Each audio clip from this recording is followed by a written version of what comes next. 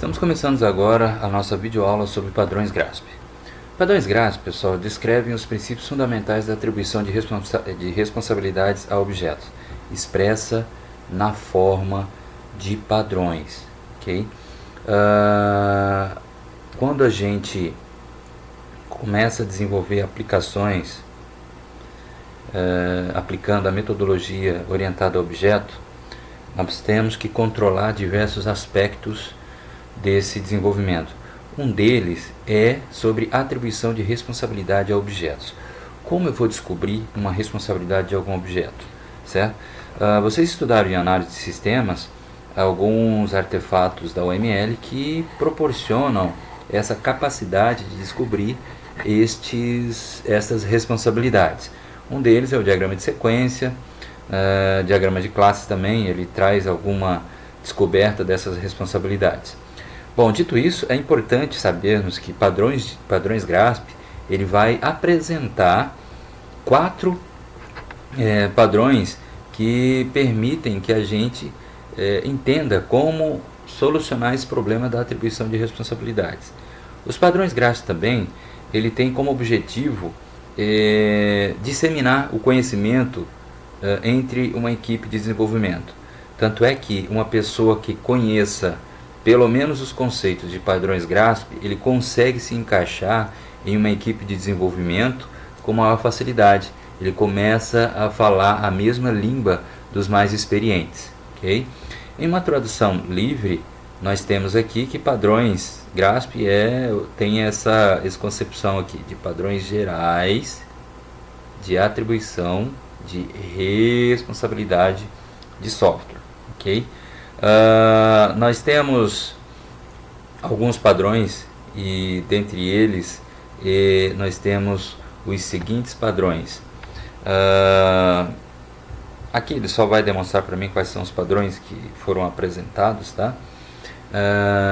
E aí, claro, nós vamos entender agora por que existe os padrões GRASP, por que ele foi desenvolvido. Os padrões GRASP ele descreve princípios, olha aqui, fundamentais, né, de projeto baseado em objetos, tá, e atribuições de responsabilidades aos mesmos. Então observem aqui que eu vou utilizar o conceito de padrões para descrever princípios fundamentais, certo? O que eu tenho utilizando padrões GRASP? Olha só, compreender e ser capaz de aplicar esses princípios durante a criação de diagramas de interação é importante. Ó.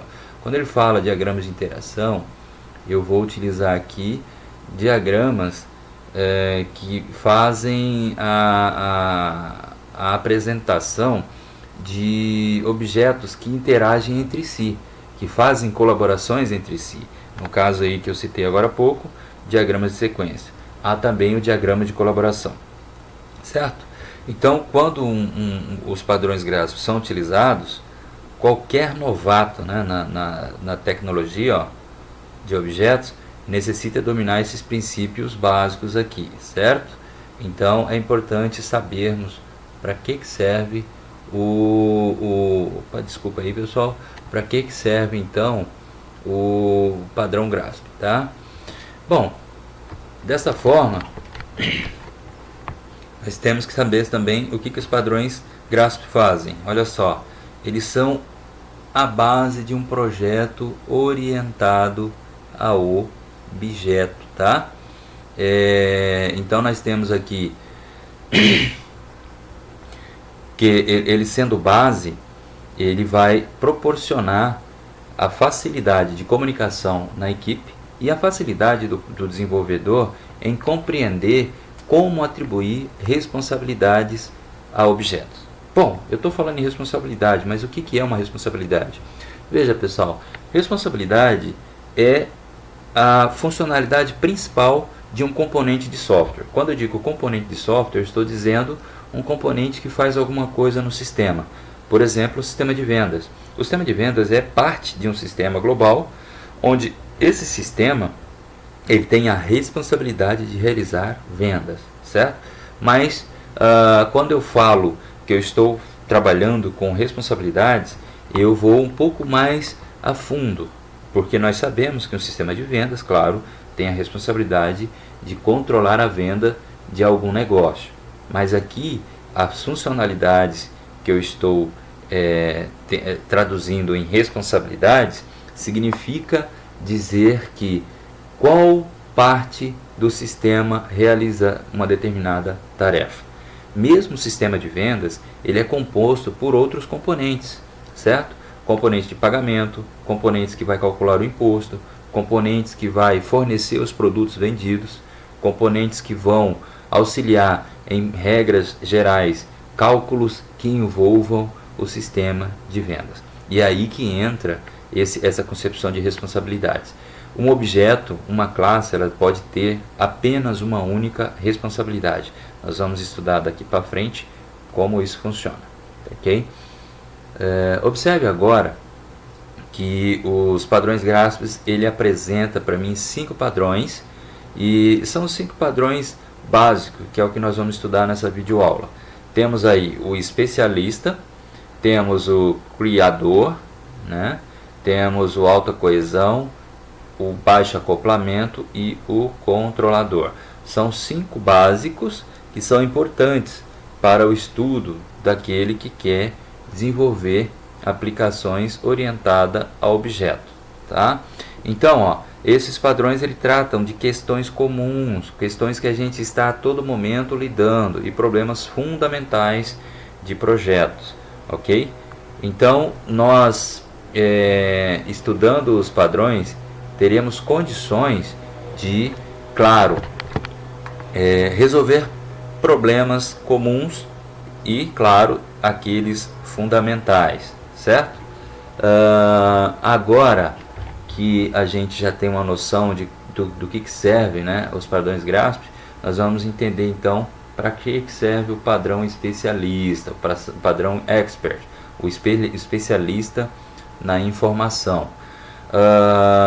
Um dos principais padrões do conceito Grasp é este. Por quê? Este ele tem uma funcionalidade, uma finalidade importantíssima que, olha só, ele determina que você deve atribuir, olha só, atribuir uma responsabilidade a uma classe que tem informações necessárias para cumprir essa responsabilidade. O que eu quero dizer com isso? Observe o seguinte, a gente vai entender que o especialista ele fornece orientações, olha aqui, sobre como dar responsabilidade às classes, ok? Então, quando eu tenho classes sendo utilizadas no sistema, eu vou utilizar o padrão especialista na informação para, através da própria classe, descobrir qual é a responsabilidade que ela tem no sistema. E isso eu consigo através do conhecimento de saber quais são as informações necessárias que esta classe tem para cumprir a responsabilidade dela. E aí diz o seguinte: bom, eu sei que eu tenho responsabilidades, mas como eu vou atribuir essa responsabilidade a uma determinada classe? Pessoal, basicamente é saber, olha só, quais as informações que esta classe tem, ok? Se uma classe tem informações a respeito, por exemplo, de vendas, é ela que tem a responsabilidade de, por exemplo, controlar a inserção do item de vendas, ok? Beleza, então olha só, esse é um princípio simples do padrão Grasp e fornece orientações sobre como dar responsabilidade às classes. Ela determina, nesse caso, esse padrão ele determina que você deve atribuir uma responsabilidade a uma determinada classe que tem informações necessárias para cumprir essa responsabilidade. O que eu quero dizer, já agora trocando em miúdos, é uma responsabilidade depende da informação que a classe tem.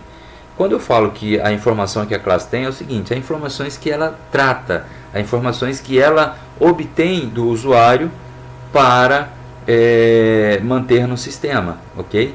Então, se uma classe, por exemplo, a classe pagamento, ela vai obter dados do usuário, como por exemplo cartão de crédito, e solicitar autorização da administradora de cartões, então obviamente é essa classe pagamento que, como tem essas informações a respeito do pagamento, é ela que tem a responsabilidade de realizar o pagamento, ok?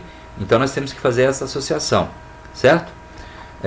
Olha só esse exemplo aqui. Eu tenho uma classe de venda, tenho uma classe que compõe a minha venda e o produtos que fornecem informações ao item de vendas. Então veja, existe um relacionamento entre classes aqui que a gente tem que compreender. Olha só, eu tenho composição e eu tenho a associação simples aqui, certo? Dado que a classe vendas, vamos voltar aqui. Dado que a classe venda ela tem em sua composição o item de vendas, eu vou compreender aqui nesse momento que quem controla o ciclo de vida do item de vendas é a minha classe vendas. E quando eu falo que ele controla o ciclo de vida, é ele que vai criar o objeto e é ele que vai controlar a existência desse objeto. Até ele determina o início e o fim de vida do objeto responsável pelo item de vendas aqui, ok? Então, dado que eu tenho estas classes, vamos responder algumas perguntinhas. Olha só, considere as seguintes classes, né? Em nosso cenário aqui, um software de vendas, onde é realizado vendas de itens a um cliente. Nós temos aqui então a minha classe vendas e ela realiza a venda de produtos a um determinado cliente. Eu não coloquei a classe cliente, mas subentende que existe uma classe ligada ao vendas aqui representando clientes, tá?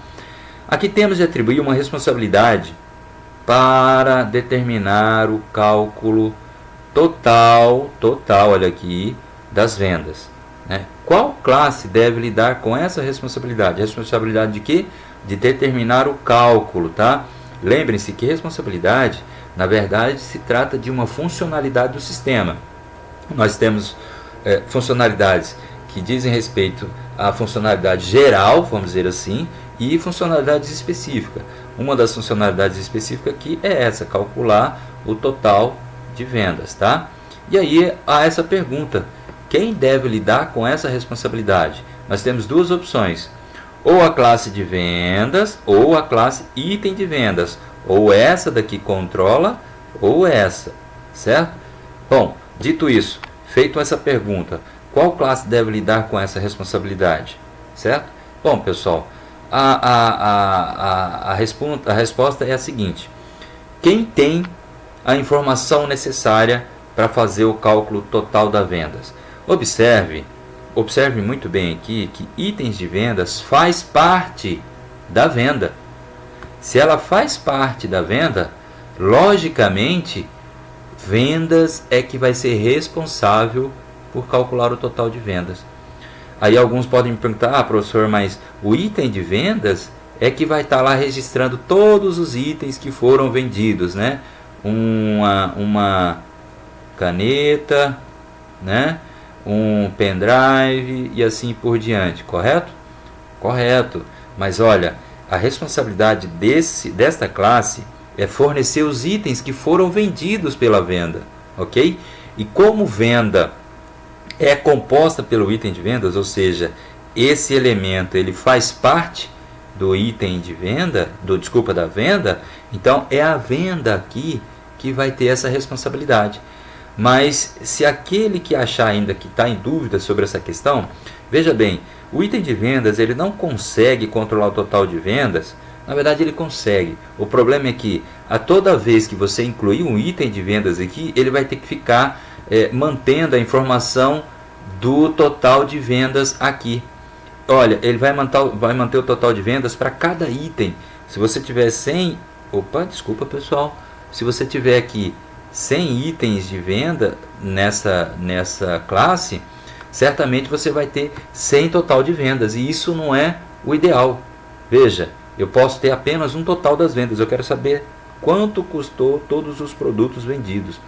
Como quem é responsável por controlar a existência dessa classe é a vendas, então é ela que vai ser responsável por calcular o total de vendas, ok? Certo?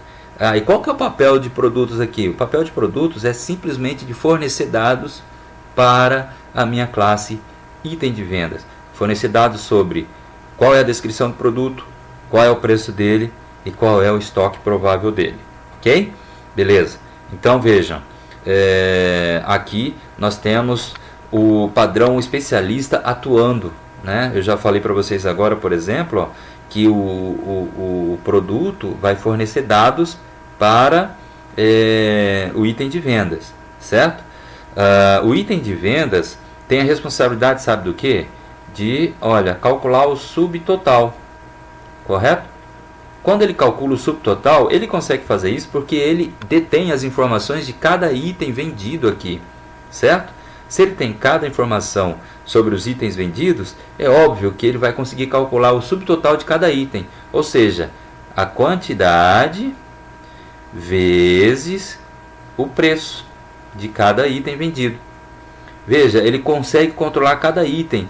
Como esse item de vendas faz parte da vendas, a venda vai saber tudo sobre todos os produtos aqui. Ele vai saber quais os produtos foram vendidos, ok? Então, dito isso, ele consegue atualizar o total de vendas aqui, baseado em todos os produtos que foram vendidos no item de vendas. É por isso que a responsabilidade aqui, na verdade, é da minha classe vendas, tá, pessoal? É isso aí, ok?